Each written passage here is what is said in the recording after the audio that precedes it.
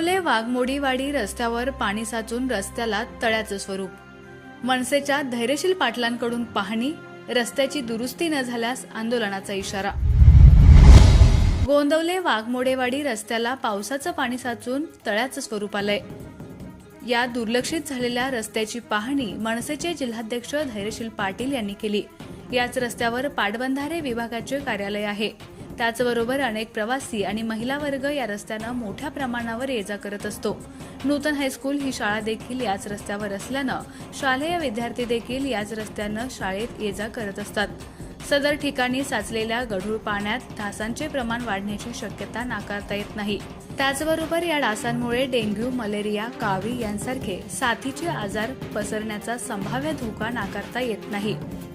रस्त्याच्या कामाचा ठेका घेणाऱ्या कंपनीला आणि संबंधित प्रशासनाला याबाबत वारंवार सांगून देखील याकडे जाणून बुजून कानाडोळा केला जात आहे। या पाण्याची विल्हेवाट लावून या रस्त्याची तात्काळ डागडुजी न झाल्यास मनसेला आंदोलनाचा मार्ग स्वीकारावा लागेल असा इशारा मनसेचे जिल्हाध्यक्ष धैर्यशील पाटील यांनी दिलाय।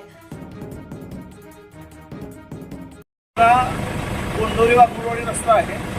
दुसरी गोष्ट इथं पाटबंधारे ऑफिस आहे। संबंधित कंपनी आणि प्रशासनाला वारंवार आम्ही सांगितलेलं आहे त्या पाण्याचं विल्हेवाट लावा। शाळेतील मुलं, नोकरदार व इतर महिला मंडळ ह्या रोडवरून जात असतं आणि या पाण्यामध्ये आता हे पाणी साचून डेंग्यूची साथ सुद्धा होण्याची शक्यता आहे। तर लवकरात लवकर ह्या पाण्याची विल्हेवाट लावावी, अन्यथा आम्हाला आंदोलन हाती घ्यायला लागेल। एकनाथ वाघमोडे, दहिवडी।